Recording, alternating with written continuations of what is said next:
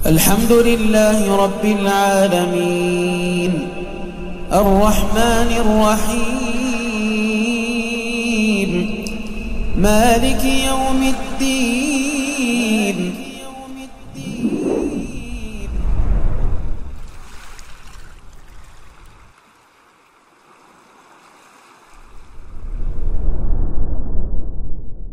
Bismillahirrahmanirrahim. Afwan. Alhamdulillah. Innal hamdalillah nahmaduhu wa nasta'inuhu wa nastaghfiruh wa na'udzu billahi min shururi anfusina wa sayyiati a'malina. May yahdihillahu fala mudilla lahu wa may yudlil fala hadiya lahu. Asyhadu an la ilaha illallah wahdahu la syarika lahu wa asyhadu anna Muhammadan 'abduhu wa rasuluhu la nabiyya ba'dahu. Amma ba'd. Insyaallah kita lanjutkan kajian kitab fikih kuliner. Yang pada kali ini kita akan membahas masalah binatang liar. Betul tidak binatang liar? Afwan, bukan. Binatang bertaring. Ya. Binatang liar, binatang bertaring di sini kita bahas lebih spesifik binatang bertaring.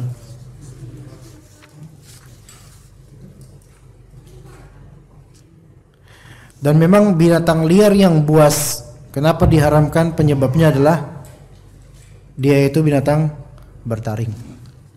Ya, binatang liar lagi buas. Dan definisinya, kadang ada binatang kecil, dia memang punya taring, tapi tidak haram kadang-kadang. Nanti akan dijelaskan. Jadi kriterianya binatang buas yang bertaring dan menjadi kuat dengan taring itu. Taring itulah yang menjadi andalannya gitu loh. Taring itulah yang menjadi andalannya untuk memangsa dan semisalnya. Jadi taring itu apa? Taring adalah dua gigi runcing yang mengapit deretan gigi seri. Dua gigi runcing yang mengapit deretan gigi seri. Seri apa seri ya? Seri. Gigi seri yang mana coba? Depan ini geraham ya. Nah, taring berarti mengapit deretan gigi seri di sini ya. Taib. Saya pernah mengatakan kepada jemaah, ada beberapa jenis ular yang taringnya bukan diapit di gigi seri, tapi di belakang gerahamnya. Ya. Begitu. Ular diharamkan. Sebagian mengatakan ular diharamkan karena taringnya. Maka saya katakan tidak semua ular bertaring. Gitu ya, Pak. Ular ada 3 macam dari segi gigi ya. Ular dari segi gigi ada 4 macam. Ya, ular dari segi gigi ada 4 macam. Ini kita bicara ular darat dan ular air. Dan semuanya itu haram. Ya, semuanya haram. Pertama, ular yang bertaring di depan yang fixed. Fixed itu berarti taringnya fix gitu aja dah. Dah, set gitu. Seperti king cobra, welang, weling.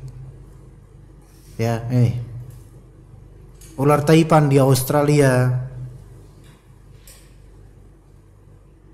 Sebagian mengatakan ada ular bandotan macan dan semisalnya yang di sini. Ya. Ular mamba, ya. Taib yang kedua, ular yang taring di depan tapi sifatnya bukan fix melainkan folding. Folding itu dia kalau mingkem nutup, kalau nganga kebuka. Ini biasanya ular-ular dari keluarga Viperidae namanya. Yaitu ular-ular yang biasanya bentuk palanya segitiga. Kayak ular rattlesnake, ular kerincing, ular yang belakangnya ada itunya tuh. Ada kerincingnya. Atau ular pohon yang belakang buntutnya itu ada merahnya. Ular hijau tapi belakangnya ada merahnya. Segitiga. Ini bisa folding. ya. Dan segala jenis ular yang dari keluarga ini, ya, itu berbisa tinggi semua itu. Kemudian yang ketiga, ular bertaring dengan taring di belakang gigi, di belakang geraham, paling belakang. Ini mencakup beberapa jenis, di antaranya ular cincin emas yang biasa di pohon, biasa di hutan mangrove. Ya, ular cincin emas. Kadang-kadang dibawa sama tukang apa tuh? Topeng monyet. Kadang-kadang pakai ular cincin emas, kan itu warnanya kuning hitam seolah-olah ular yang kayak ular guling atau ulang itu. Enggak.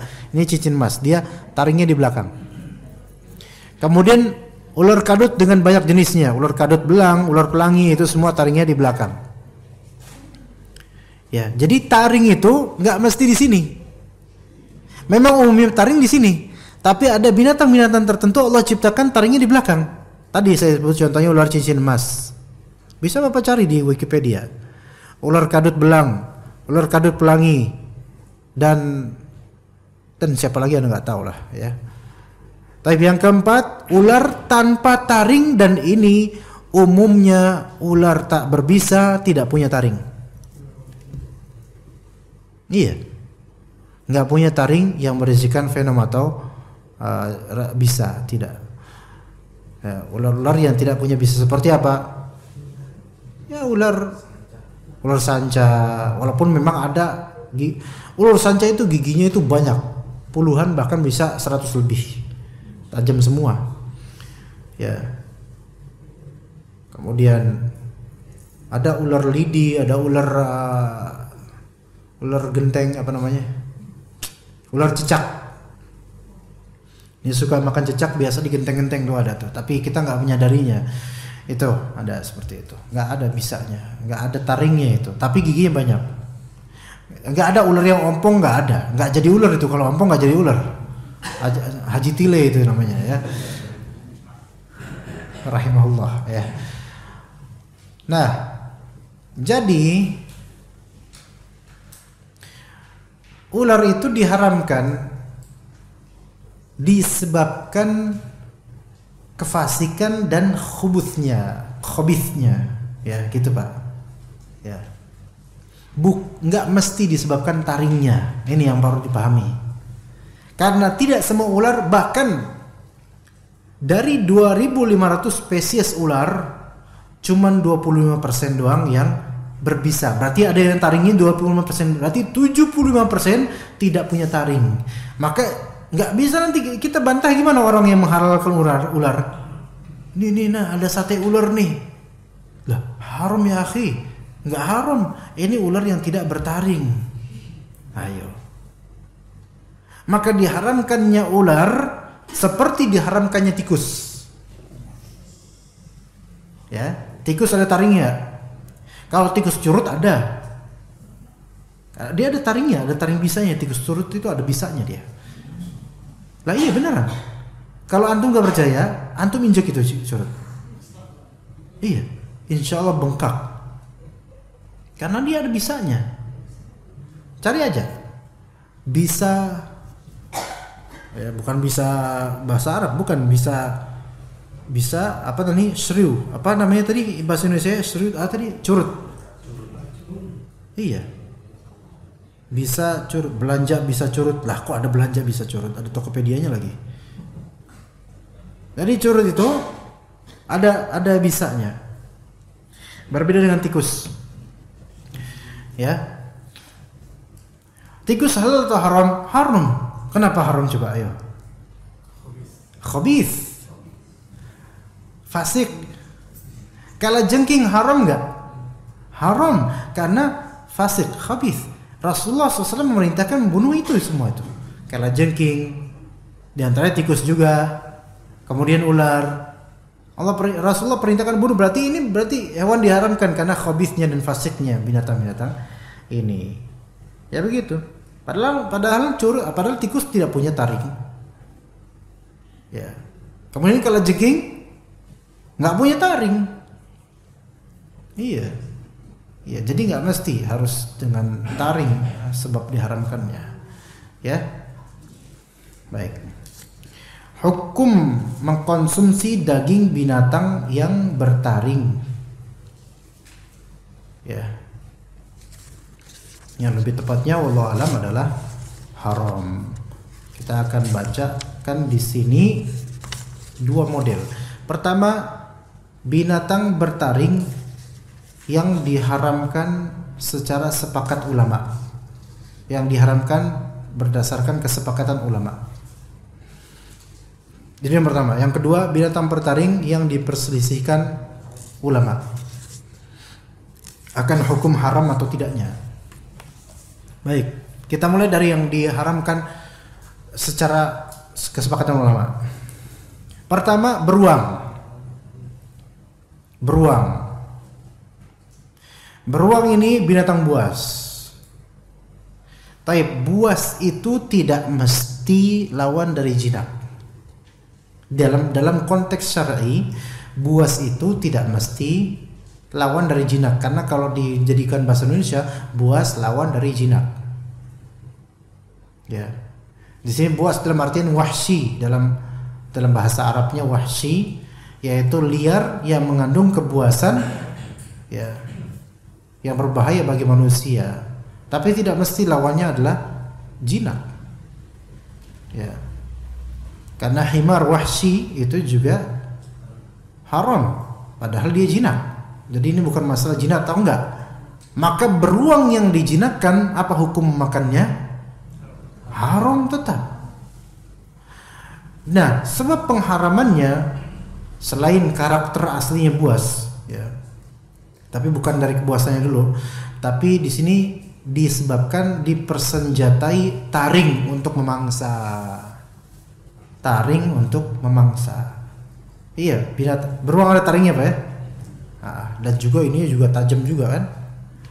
Ia termasuk binatang pemangsa yang haram dimakan. Ini disebutkan oleh para ulama mazhab seluruhnya. Jadi beruang haram.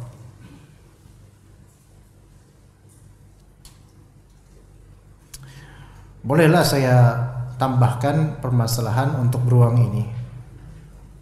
Apa hukum jaket dari kulit beruang? Beneran kulit beruang beneran, bukan buat-buatan atau sintetis. Kalau sintetis tafadhol. Enggak, ini kulit beruang beneran, bulu-bulunya. Apa hukumnya?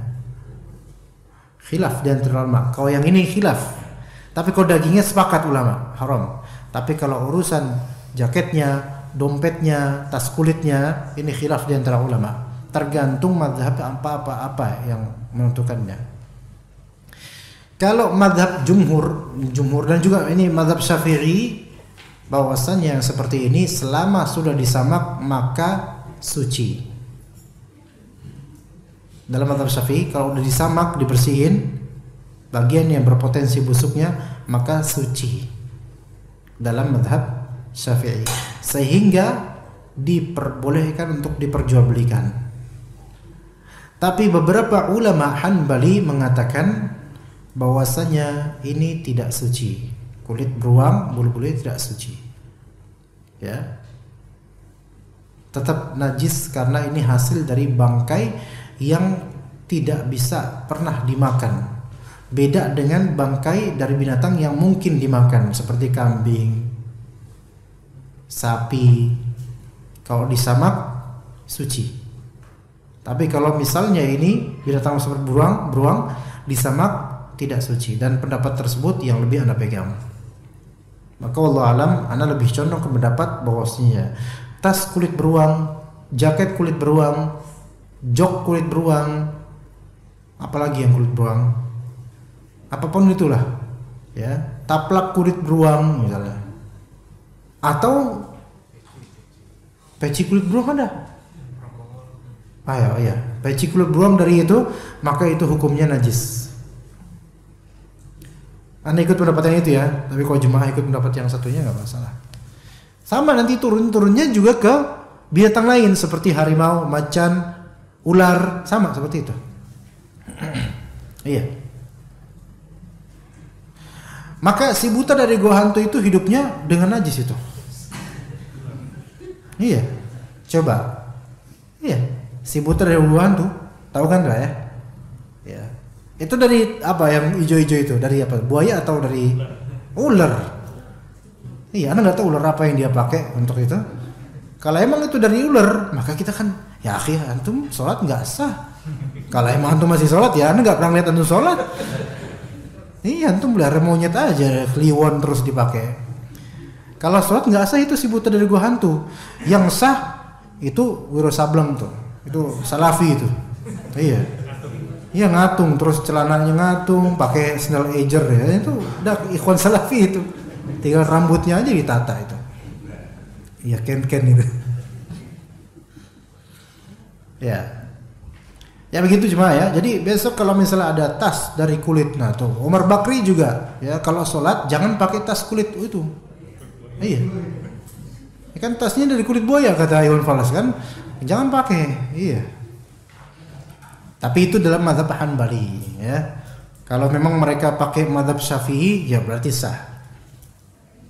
Mungkin si buta dari gua hantu mazhabnya Syafi'i mungkin ya. Ya Syafi'i mungkin Syafi'i mazhab ya. Taib yang kedua, saya tidak tahu disebutkan di sini namanya jakal. Sejenis serigala yang bertubuh lebih kecil. Coba saya cari di Google. Apa Indonesianya? Bukan hina, beda. Beda. Jadi kok malah jakal holiday sih, rata-rata malah jadi hotel, gimana ini? Serigala konten. Itu benar kayak gitu bahasanya. Tapi di sini emang jakal artinya serigala.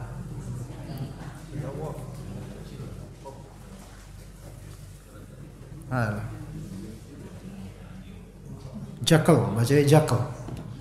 Sejenis serigala yang bertubuh lebih kecil. Binatang yang dianggap kotor, berbau busuk dan bercakar panjang.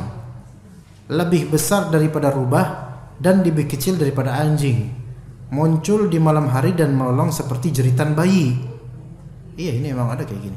Ini binatang ini termasuk dalam keumuman khaba'ith, binatang-binatang buruk yang diharamkan ya.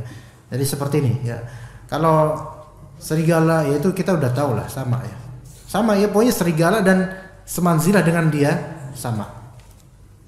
Serigala itu bisa memburu manusia enggak cuma? Bisa. Kalau yang Wolverine itu apa itu dia? Hah? Manusia itu.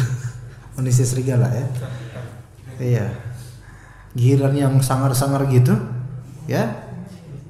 Enggak dijelek-jelekin gitu. Giliran sangar-sangar itu enggak dikaitkan dengan jin. Kan ada manusia babi ngepet misalnya.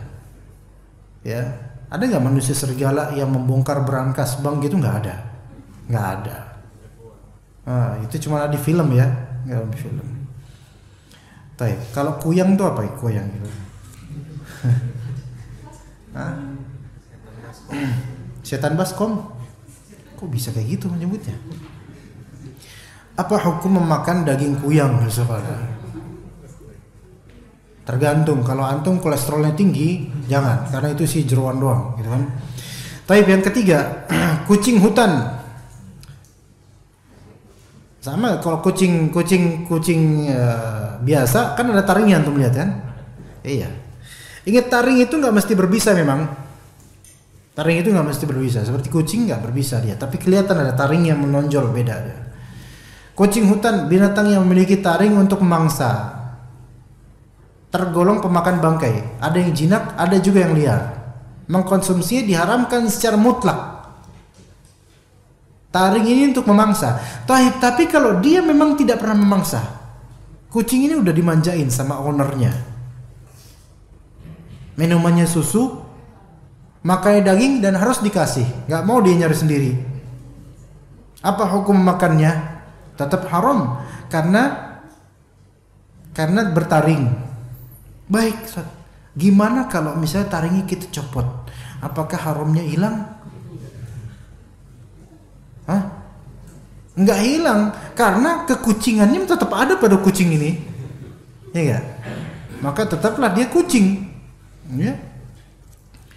Maka dari Abu Zubair radhiyallahu anhu rahimahullah berkata beliau, aku bertanya kepada Jabir sahabat Nabi tentang hasil penjualan anjing dan kucing. Maka beliau berkata, Jabir berkata, Rasulullah SAW mengecam hal itu. Ini yang membuat para ulama ya mengharamkan penjualan anjing dan kucing dan mengatakan hasilnya haram. Menjual anjing dan kucing. Ada sebagian ulama mengatakan secara mutlak.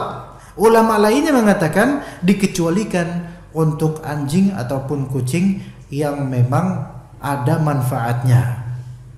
Ada ulama yang mengecualikan.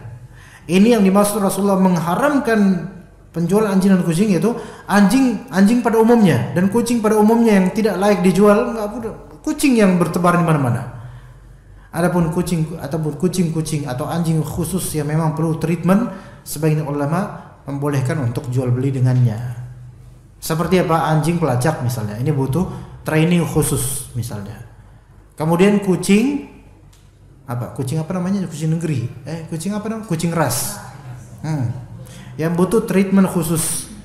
Itu sebagian ulama membolehkan untuk menjualnya atau membelinya dan halal hartanya dari itu. Namun lebih hati-hati sebaiknya tidak kita kerana itu. Ya, kucing kampung insyaallah lebih afdal. Walaupun kucing ras lebih bagus sih memang. Bulunya, kelakuannya kadang-kadang lebih sopan, ya. Kadang-kadang ya, lebih terdidik, ya.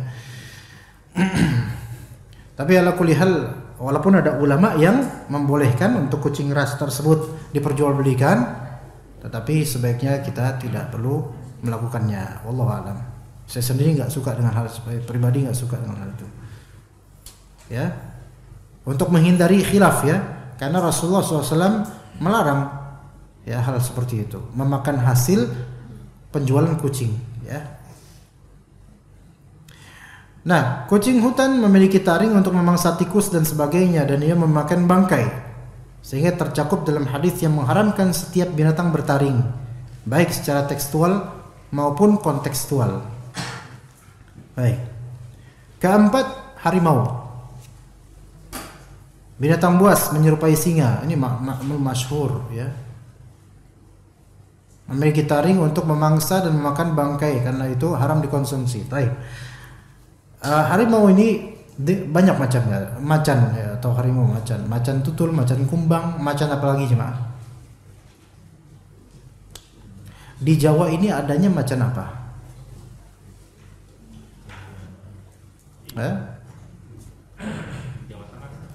Jawa Tengah ya. Kalau Jawa Barat mah Persib ya. Kalau Jawa Tengah macan ada di hutan-hutan, tapi bukan macan loreng dia. Anak kata kemarin pas datang ada seorang ikhwan yang beliau itu seorang adventurer ya.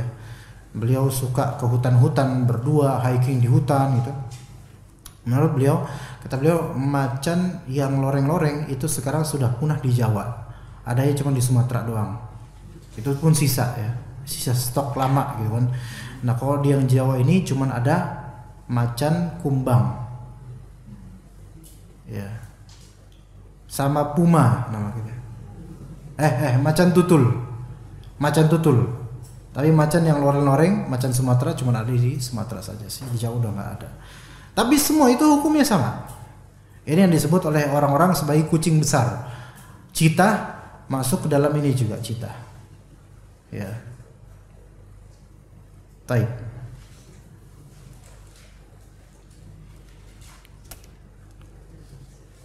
Ada juga ditambahkan di sini namanya ferret. Ferret, Anda nggak tahu nih ferret ini apa? Coba cari di Google. What is ferret? Ferret. Bentuk jinak dari Mustela putorius, sebuah jenis mamalia yang termasuk genus yang sama dengan cerpelai. Kayak musang gitu ya, mamalia dia. Ya, semacam itu.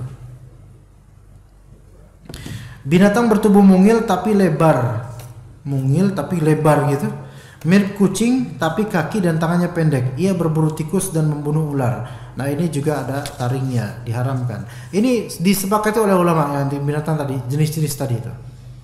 Sekarang binatang bertaring tapi diperselisihkan oleh ulama akan haram atau tidaknya. Ya. Nih di sini perhatikan baik-baik. Di mana sih letaknya? Nih di sini. Menurut para ulama mazhab Hanafi dan Maliki, nih mazhab Hanafi dan Maliki ya. Ini satu model pendapat. Nanti ada pendapat kedua. Setiap binatang yang memiliki taring untuk memangsa itu semua tergolong buas, baik jinak seperti anjing dan kucing maupun liar. Ya. Jadi menurut mazhab Hanafi dan Maliki semuanya yang bertaring mau buas ke mau enggak ke itu haram. Maka dikatakan oleh Imam Abu Hanifah, ini kata Imam Abu Hanifah, setiap karnivora itu tergolong buas. Setiap karnivora tergolong buas. Ini dikecualikan ya. Jadi setiap karnivora, berarti kan karnivora memakan binatang pemakan daging. Itu tergolong buas, berarti haram. Tapi dikecualikan oleh sabda Nabi SAW, yaitu binatang air. Binatang air itu halal, walaupun pemakan daging. Ikan piranha misalnya, ya, antum ada luka sedikit nih, ada akuarium isi piranha, antum masukin, habis gak tangan antum? Habis. Taib. Makan daging gak dia? Makan daging. Habis itu antum balas, antum balik makan piranha, boleh nggak? Boleh, karena ini binatang air. Kalau sempat makan piranha ya, makan daging sendiri. Iya juga ya, masya Allah ya. Itu menurut Imam Abu Hanifah semua karnivora tergolong buas, tapi dikecualikan di hadis kecuali binatang air. Ya. Nah, pendapat kedua, pendapat Imam Syafi'i dan sebagian ulama Maliki berpendapat yang dimaksud binatang buas adalah yang pada asalnya menjadi kuat dengan taringnya dan memiliki tabiat menyerang manusia atau binatang, berburu dan memangsa. Ya, yang menjadi kuat dengan taringnya. Dia tuh binatang ini memiliki power karena punya taring dan punya tabiat menyerang manusia atau binatang, bisa berburu dan memangsa. Ini binatang buas yang dikenal. Nah, bagi mereka, bagi Imam Syafi'i terutama, singa, harimau, macan, serigala jelas buas, itu udah termasuk diharamkan. Tapi kata beliau-beliau, sedangkan yang tidak menyerang seperti hiena dan rubah tidak termasuk di dalam kategori binatang buas menurut Imam Syafi'i. Ya, hiena, kita bilang hiena dulu. Hiena baca gimana ya Pak? Hiena atau apa? Hiena. Hiena sebenarnya kalau kita lihat di YouTube ya, ini binatang menyebalkan sebenarnya. Nggak tahu gimana, kesel aja ngeliat tingkahnya gitu. Hiena adalah binatang yang menyerupai serigala, namun jika berjalan seperti pincang. Ya, makanya dalam bahasa Arab hiena disebut al-arja. Arja itu artinya pincang, si pincang. Hukumnya apa? Berbeda pendapat di antara ulama. Seperti yang tadi, pendapat yang tadi dua tadi. Kalau mazhab Hanafi dan Maliki berpendapat hukum hiena haram. Ya, hukum hiena haram. Ada hadis dhaif yang menyatakan seolah seperti itu. Ya. Atau hadis pertama, hadis tentang binatang buas, pemakan daging dan semisalnya dalam hadis Nabi, ya, masuk ke dalam hadis itu. Kedua, dalam riwayat Ibnu Majah, At-Tirmidzi dan lainnya, tapi ini dhaif, lemah. Bahwasanya Khuzaimah bin Ajaz'i radhiyallahu anhu bertanya kepada Rasulullah tentang hiena. Beliau balik bertanya, apa ada orang yang mau makan hiena? Apa ada orang yang makan hiena? Ini kalimat yang bersayap sebenarnya, tergantung pemahaman antum. Ya Rasulullah, apa hukum memakan hina? Rasulullah tidak menjawab haram halal enggak, ya atau tidak enggak. Tetapi apa jawabannya? Apa ada orang yang memakan hina? Ini kan dibilang haramin, kok enggak juga gitu. Dibilang halal tapi seolah-olah ini binatang khabith. Karena emang ada gitu orang yang makan hina. Itu seperti mengingkari karena khabithnya binatang ini. Maka dikatakan oleh mazhab Hanafi dan Maliki, ini menunjukkan bahwasanya hina ini binatang yang diingkari untuk dimakan. Ya. Baik, dan seterusnya dari mereka. Jadi mereka menganggap bahwasanya hina ini khabith, bertaring, menyerang. Ya. Adapun ulama mazhab Syafi'i, Hanbali, Zahiri dan seterusnya menilai daging hina itu mubah dan mengecualikan hina dari kelompok binatang buas. Ya. Dan ini ada hadis yang diriwayatkan oleh perawi-perawi kitab sunnah. Abdurrahman bin Abu Ammar menuturkan, aku bertanya kepada Jabir, boleh enggak saya berburu hina? Maka kata Jabir, iya silahkan. Maka aku tanya lagi, boleh enggak saya makan hina? Maka Jabir bilang, iya. Aku tanya lagi, apakah itu disabdakan Rasulullah? Dia jawab, iya disabdakan Rasulullah. Pernah Rasulullah bersabda itu, boleh memakan hina. Ya. Dalam riwayat lain dari Abu Dawud diriwayatkan Jabir bercerita, iya aku pernah berkata kepada Rasulullah tentang hina. Beliau menjawab, itu binatang buruan. Hina itu binatang buruan. Jika diburu orang yang sedang ihram, wajib ditebus dengan membayar seekor domba. Berarti memang ini binatang sah jadi buruan, berarti boleh dimakan. Iya. Ya, karena orang yang lagi ihram kalau ngeburu hina maka pemburuannya sah dan dia kena denda. Maksudnya sah di sini ini berarti binatang yang pantas untuk diburu dan bakal dimakan. Ya.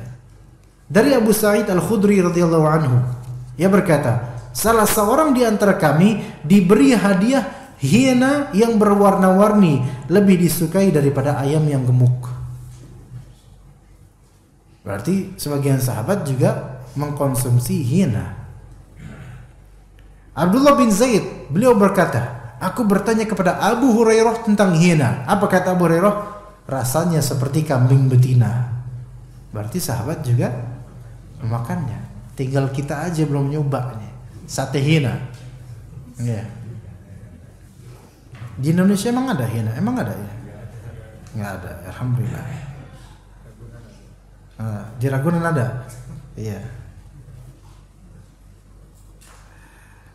Jadi itu dan beberapa dari Mujahid dia berkata, Ali bin Abi Thalib berpendapat tidaklah berdosa memakan hina, dan lain-lain dari para ulama-ulama salaf. Jadi diperbolehkan memakan hina. Ini seperti pengecualian ya. 2, rubah. Rubah ini binatang bertubuh kecil, suka memangsa ayam dan unggas-unggas lainnya. Ini juga terjadi apa? Terjadi perbedaan pendapat. Dan kembali lagi hukumnya apa? Hukumnya boleh dimakan walaupun dia bertaring. Karena taringnya rubah itu tidak dipakai untuk memperkuat diri, melainkan cuma menyakiti saja. Dan rubah, Qatadah mengatakan rubah bukan merupakan binatang buas. Ya. Ya, rubah boleh. 3, musang. Musang. Pernah tahu Pak, musang itu gigi bertaring atau enggak? Bertaring dia.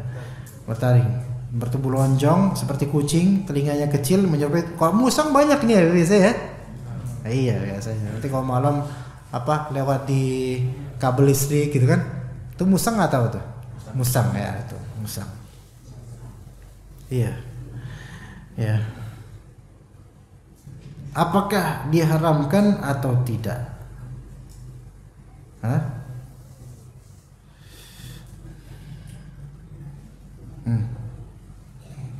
Sama kayak tadi. Kalau mazhab Syafi'i membolehkan musang. Iya. Ya. Hiena rubah musang. Tinggal musang nih yang ada di sekitar kita. Jadi kalau misalnya ada orang memenjarakan musang, mengkerangkeng musang. Kan kalau musang dikerangkeng dia kan bingung, dia suka apa? Bolak-balik kebingungan gitu loh. Apa hukumnya mengkerangkeng musang? Anak khawatir itu termasuk hal yang tidak diperbolehkan. Anak khawatirnya karena itu berlawanan dengan naturalnya dia. Dan pada asalnya musang bukanlah binatang yang dikerangkeng atau seperti burung, tidak. Maka sebaiknya jangan, hindari itu. Apalagi kebingungan, dia tersiksa dengan kebingungannya sendiri. Namun kalau dijual boleh atau tidak? Boleh menurut mazhab Syafi'i. Dikonsumsi silahkan walaupun bertaring. Tapi dia taringnya bukan taring untuk mengkonsumsi, untuk menyerang manusia kemudian membunuh manusia, enggak. Maka diperbolehkan. Ya, begitu. Kalau kuskus itu apa, Bu? Kuskus. Apa bedanya dengan musang? Hah? Hah?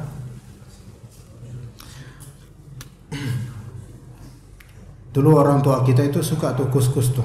Katanya lagu-lagunya bagus katanya. Hah? Kus plus atau kuskus? Kuskus sama musang sama nggak coba? Beda ya? Tapi dia ada taring nggak? Mungkin hukumnya sama ya, mungkin hukumnya sama kalau memang kita ikut dengan mazhab Syafi'i. Karena kuskus ini menyerang nggak? Menyerang manusia atau enggak? Sama insyaallah, mudah-mudahan sama. Adapun semacam kayak apa tuh yang komodo ya, apa? Biawak. Maka wallahu alam saya lebih condong kepada pengharamannya. Pengharaman biawak. Dia masuk ke dalam khabith dia. Iya.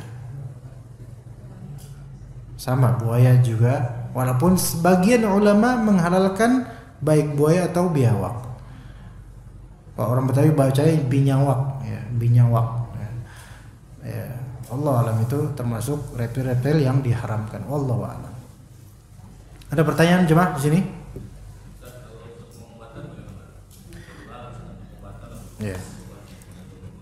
Baik. Ahsan, jazakumullah khairan. Nabi SAW mengatakan, Allah Ta'ala tidaklah menurunkan penyakit melainkan pasti ada obatnya. Tetapi tidak boleh seseorang berobat dengan yang haram. Nah, tapi pahami sebentar. Ingat, di sini binatang-binatang kita sebut yang haram tersebut, haram dari segi apa? Konsumsi. Nah, sekarang binatang atau pengobatan dari bahan binatang tersebut kita rinci lagi bahannya kayak gimana, ya gitu ya.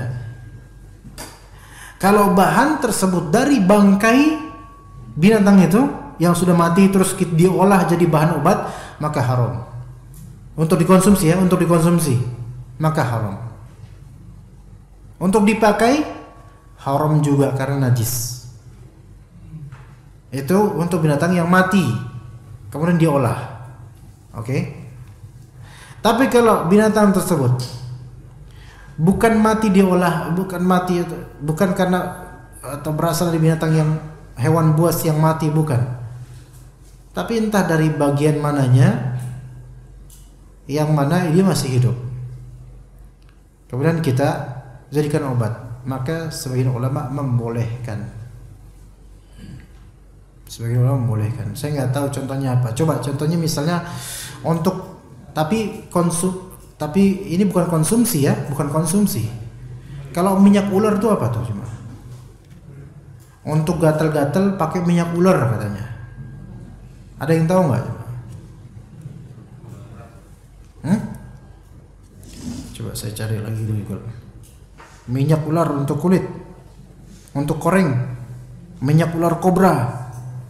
Anda nggak tahu apakah ini asli dari ulernya ngasih minyak atau gimana, Anda nggak tahu. Ekstrak dari apa nih?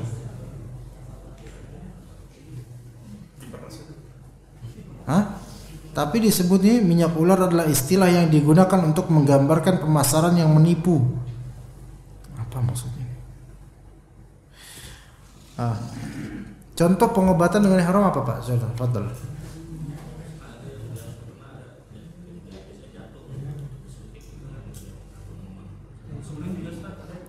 Oh, yang kata mereka vaksin, kata mereka dan seterusnya, gitu ya.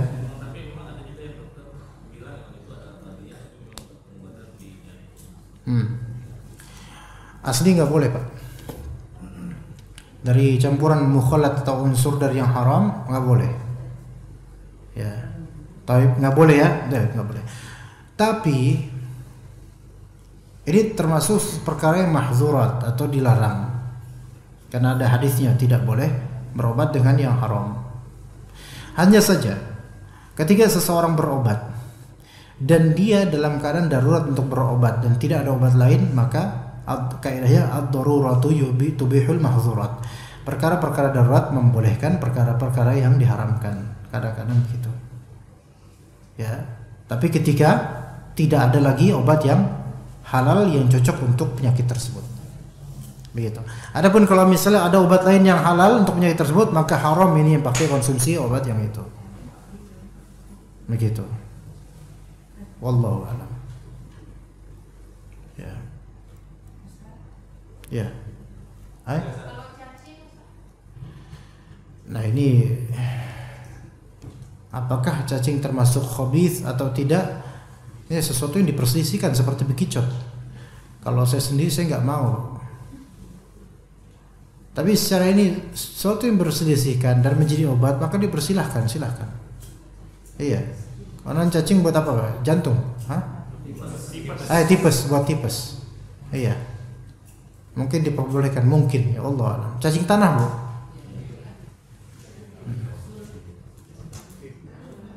Enggak cacing kremi aja atau itu kan udah ada di dalam perut. Iya, seperti itu, ya. Ada beberapa hewan yang memang diperselisihkan ulama. Allahu a'lam. Tapi saya sendiri nggak mau itu. Bekicot, cacing, jijik gitu. Ya, lintah, ya. Ya Bu? Iya, tapi kan bahan, ya ini tergantung dia ikut pendapat haram atau enggak, gitu loh. Tapi cacing itu berbentuk kapsul, alhamdulillah, cacing ini tidak najis dia. Kalaupun diharamkan karena khabith, menjijikan, gitu. Baik. Kalau misalnya sudah berupa kapsul, unsur menjijikan dari cacing ini udah nggak ada, gitu kan? Dan cacing itu ketika mati najis nggak kira-kira? Enggak, karena cacing tidak memiliki darah seperti hewan pada umumnya. Maka mudah-mudahan diperbolehkan, mudah-mudahan insyaallah. Tapi saya nggak tahan itu kalau kepikiran. Makanya kalau ngasih makanan cacing ke saya, jangan kasih tahu kalau itu cacing. Iya, kasih tahu setelah, bukan jangan setelah makan, ntar masih dulu. Setelah saya buang air besar pertama kalinya, baru kasih tahu. Iya. Ada lagi? Fadl. Waalaikumsalam warahmatullahi wabarakatuh. Kopi luwak Ustaz. Luwak kan ada musang. Iya. Datang dari kopi yang dari kotoran luwak. Kemudian ada apa? Ya. Ini juga diperselisihkan. Tapi proses kembali ke hakikat binatang luwak itu dulu. Dia termasuk binatang bertaring. Nah, gitu ya. Tapi ingat dalam mazhab Syafi'i, ya, binatang bertaring yang tidak hakikatnya menyerang manusia, maka itu tidak diharamkan. Ya. Makanya Anda pernah baca artikel penisbatan terhadap mazhab Syafi'i bahwasanya menurut kaidah mazhab Syafi'i luwak tidak diharamkan. Karena prosesnya dia kan kotoran berasal dari binatang yang dalam mazhab boleh dimakan, secara kaidah mazhab boleh dimakan. Iya, begitu.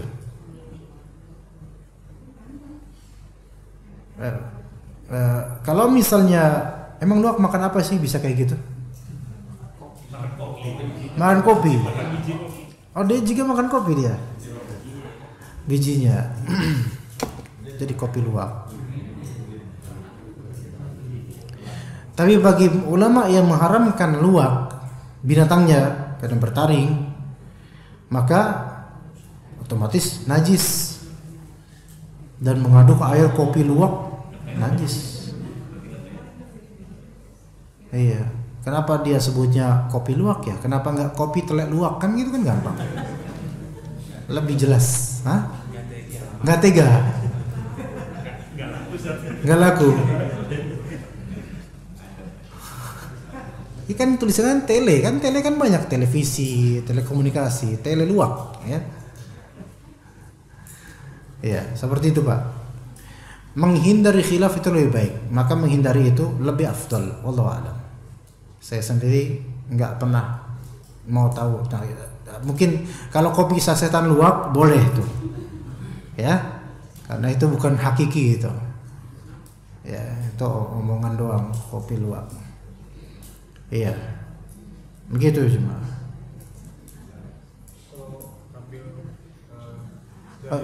Tapi sebentar sebelumnya, walaupun dalam mazhab Syafi'i sebenarnya bertabrakan juga pendapat ini dengan kaidah mazhab juga. Kalau memang dinisbatkan benar ke mazhab Syafi'i ya, kopi luwak ini kan kotoran. Dalam mazhab Syafi'i, kotoran hewan, walaupun hewan itu boleh dimakan, tinjanya itu tetap najis. Makanya tai kotok itu najis bagi mazhab Syafi'i. Tai kotok Pak, tahu tai kotok Pak? Iya, tai ayam. Iya, tai kebo, tai ayam, najis dalam mazhab Syafi'i. Bahkan tidak boleh diperjualbelikan, bahkan untuk pupuk nggak boleh dalam mazhab Syafi'i. Iya. Lah ini kopi luwak keluaran terbitan dari bolnya luwak, ya kan? Kopi telek luwak kan kaidahnya itu seperti itu, kotoran tinja makhluk hidup haram, najis bukan najis, haram, nggak bisa dikonsumsi, nggak boleh dikonsumsi, nggak boleh diperjualbelikan. Ini dalam mazhab Syafi'i Pak, ya. Jadi kalau misalnya ke masjid nyeker itu sunnah Nabi, kadang-kadang Nabi SAW nyeker, kadang-kadang nyeker, kadang-kadang enggak, itu sunnah Nabi, kadang-kadang nyeker, kadang enggak. Nah jalan nginjek tai kotok, ya. Apakah wajib dibersihkan? Mazhab antum apa dulu? Iya, ya. Antum ikut mazhab sebagian ulama Hanbali yang mana mengatakan binatang yang boleh dimakan, binatang yang boleh dimakan maka kotorannya tidak najis, dan itu pendapat yang Anda pegang sebenarnya. Anda pegang contoh kayak itu. Maka antum nggak cuci, biarin aja. Yang penting kan nggak najis. Nah kemudian masuk, ya, orang-orang mulai kemudian mengendus sesuatu yang spesial. Maka mereka melihat kemudian efeknya. Ini kok dari sini, baunya kok dari jempol antum, ini ada apa ini? Ini bekas tai kotok. Allah Ustaz, cuci dulu lah, itu najis nanti pasti. Enggak, ini enggak najis. Ini tahir, suci menurut ulama. Ini dan seterusnya. Terjadi perdebatan. Iya. Ya. Biar repot kalau gitu. Makanya keluar dari khilaf itu lebih baik. Udahlah, cucilah. Apa susahnya sih cuci deh? Tapi kan bau. Bau itu cuci. Bau alami itu lebih baik daripada bau buatan. Ada orang kayak gitu. DKM berhak mengusir orang kayak gini ya, karena meresahkan masyarakat. Begitu Pak ya. Jadi sebenarnya kesimpulannya hindarilah seperti itu. Walaupun mazhab yang mengatakan itu boleh pun sebenarnya kontradiktif dengan hasil dari pendapat mereka sendiri, yaitu kotoran hewan najis seluruhnya. Ya. Lagi jemaah? Cukup? Ya. Khalas, kita cukup sampai sini insyaallah. Mudah-mudahan kita ketemu pada bulan Syawal insyaallah taala. Jazakumullah khairal jaza atas kehadiran antum semua. Semoga bermanfaat dan berkah usia dan juga ilmunya. Wa sallallahu ala nabiyina Muhammad wa ala alihi wa sahbihi ajma'in. Subhanakallahumma bihamdika asyhadu an la ilaha illa anta astaghfiruka wa atubu ilaik. Assalamualaikum warahmatullahi wabarakatuh.